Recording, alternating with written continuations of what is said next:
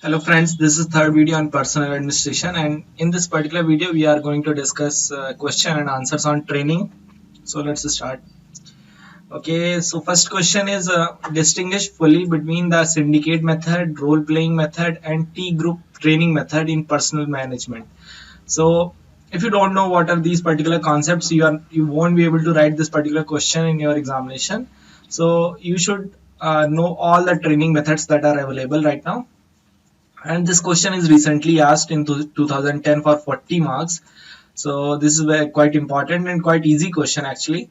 So before answering this particular question, I want to tell you what the different types of training method.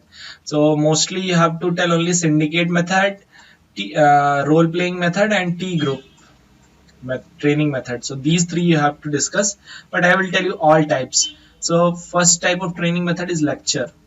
Here a professor will come and he will give lecture and everyone will just note it down and understand and make notes.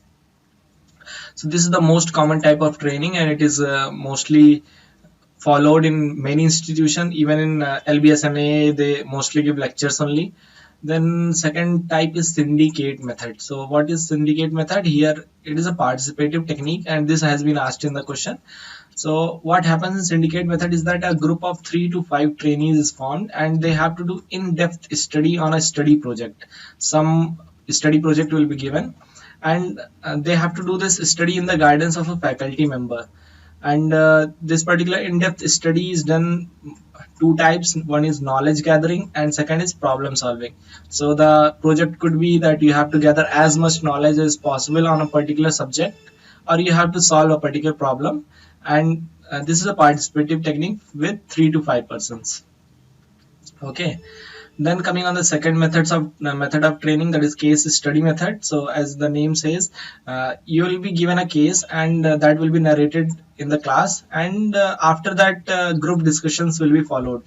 And this helps in developing decision making skills, broadening the perspective of a trainee. How it broadens your perspective? Because you will be able to listen to a large number of views, different perspective from different people, and you will be able to think from many angles. So that's why case study method is also a very good method of training. Then coming on the third method is job instruction method, that is job instruction training. This is the most followed training in mostly industries, where the people are trained before, means they are actually given the real job. Say for example in Infosys, they will first train you for 6 months and then only you will be given some real project. So similarly job instruction training is like it is done in a skilled way. There will be a skilled trainer which will teach you. Training schedule will be there, that is every the schedule will be fixed that in these particular days you will be taught this or that. So this is also known as step by step learning. You uh, follow it step by step, and also job analysis is done. What are the requirements of the job? So these are some of the features of job instruction training. Then coming on the next method is incidence method. So this is also very popular. Here the trainees are provided facts regarding administrative problems, and then they have to find solutions by themselves. After they have found the solutions, so the decisions are discussed among each other. And this particular incidence method involves problem solving and develops decision making capability. Then the next method is role playing. So here some you have to play the role as given. So here that realistic behavior in imaginary situation is done, and role playing demonstrates the gap between thinking and doing. When you will be actually in a situation, you can think like this could be happening like that or that, but when the practical difficulties are very different from the theoretical ones. So only by role playing you will be able to know what actually are the problems. And this training method is like your on job training, such as you are posted as SDM before your real job. So that is like role playing. So this involves action, practice and doing. And then management games, here discussion and observation for decision making will be done. It's like conference method only. Okay, then coming on next method, that is conference method. So conference, like a lot of people will be called and they will talk to each other. So formal meeting conducted as per the organized plan, considerable oral participation by trainees, and you can do conference on your mobiles also. Then next is sensitivity training or T group training. This has been asked in the question. So this particular training involves, they have asked only T group training. And if you don't know, T group training is also known as sensitivity training, then you will not able to write the answer. So they both are same. And this involves group dynamics and aims at conditioning the attitudes of the trainee towards a requisite behavior. So this training changes your behavioral attitude. Say for example, call center employees, have you seen that they never become angry or they never talk you back even if you abuse them? So that is because they have been given this sensitivity training. So the trainee becomes conscious of his her old behavior and he attains new behavior. Also this particular training provides opportunity for self analysis and self development. Okay, then apprenticeship, this is the last method. Here the training directly under the master. It is a long-term training usually done for crafts and general skills. So now you these are all the types of training, different types of training, and I think that you will be able to differentiate between which training is best for a particular situation right now. And coming back on the question now, what is syndicate method, what is role playing method, and what is T group training method? So T group is sensitivity training. Here the attitude is changed. Role playing is imaginary situation, means you have to play the role in imaginary situation like real time, and it is a real time action oriented strategy. And syndicate method, as you know that it is a participative technique where 3 to 5 people participate and do intensive study under a single faculty. Okay, then do write these particular methods in your copy and revise them, otherwise you will forget. Okay, then coming on the question 2, training has proved its incapacity to change the attitudes, behavior and values of civil servants. Do you agree with this statement? So this question was asked in 2008 and this is for 20 marks. And here as you can see that they have given a statement and they are asking you that if you agree or not. So as per me, I do not agree, because training is able to change the attitude also, the behavior also, and the values also. If we properly train the civil servants, there could be a lot of change happening in their behavior. So here I will quote some thinkers and you can use them in your answer sheet. Like Bernard said that training helps the employees to achieve the organizational goals as well as their individual goals, and that results in better performance. And also you can write the concept of zone of indifference. That is when the incentives are given to the individual, that is they are able to attain their individual goals also, then they are more susceptible to receive the orders.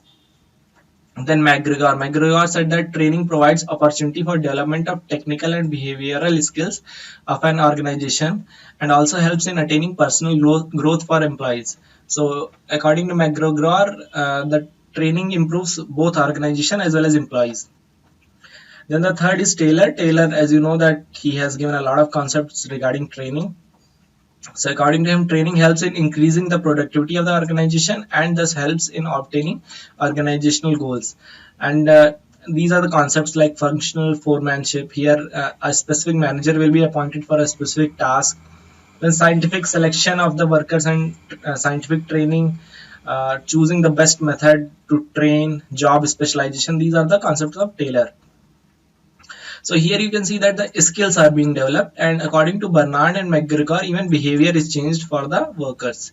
So as you can see that if the behavior is changed by the training, so this statement could not be true. Then the Likert said that the training helps in developing leadership skills, motivation, loyalty, better attitude, and other aspects that successful workers and managers usually display. And you should remember the 4 types of management styles given by the Likert. So that also you can quote here. So as you can see, training is multidimensional. It affects a lot of things, even leadership, motivation, loyalty, attitude, and all other aspects. So here you can quote these thinkers and tell that I do not agree because these thinkers have taught this. And then you can tell some training methods like sensitivity training, syndicate method, case study method, role playing method, T group training and all those things. So you can substantiate your answer that these are the some of the methods by which we can change the attitude, behavior and value also of civil servants. All right. Coming on the question 3, the question is that training is essential not only for the efficiency and effectiveness but also for broadening the vision of the employee. Substantiate. So as you can see that this particular question is also almost similar to the previous question. Here also they were talking about the attitude, behavior and value of the civil servants can be changed or not. Here they are talking that how the training will change the vision of the employees, or how it will increase their attitude, means improve their attitude and behavior. So the answer is almost same like previous question. You first have to tell why broad vision is necessary for the organizational and individual growth. Then talk about Bernard, McGregor and Likert like I just told you. And after that tell the methods of training which broaden the vision, such as sensitivity training, T grouping, syndicate method, case study method, role playing, incidence method. Incidence method, what is that? Incidence method means that you will be given all the facts and then you have to of any administrative problem, then you have to take the decision, and after that your decisions will be discussed. So that is incidence method. So all of these broaden the vision of the employees. So training is essential. All right. Coming on the question 4, training is practical education in any profession, not only to improve skills but also to develop attitudes and schemes of values necessary for effective performance. Elaborate. Elaborate means here you have to explain the statement. So the statement says that training is practical education in any profession and not only to improve skills. Means training does not only improve skills but also develops attitude and schemes of values. So training improves values, attitudes and skills. Also practical education, all the professions including public organizations as well as private organizations. So here you have to write a multi-dimensional answer. Again the answer is same, that how the training will develop attitude and values, same like question 2 and question 3. So same answer again. Tell that the training reduces deficiencies, make people capable of taking future job responsibilities. Also requirements of public service, public administration and service delivery in private administration. And also talk about all the methods of training which change the attitude and value in the trainer and thinkers code. So if you are able to do this much, you will get really good marks and you will be able to impress the examiner. And that's it for this particular video, because these 4 questions were asked from training part.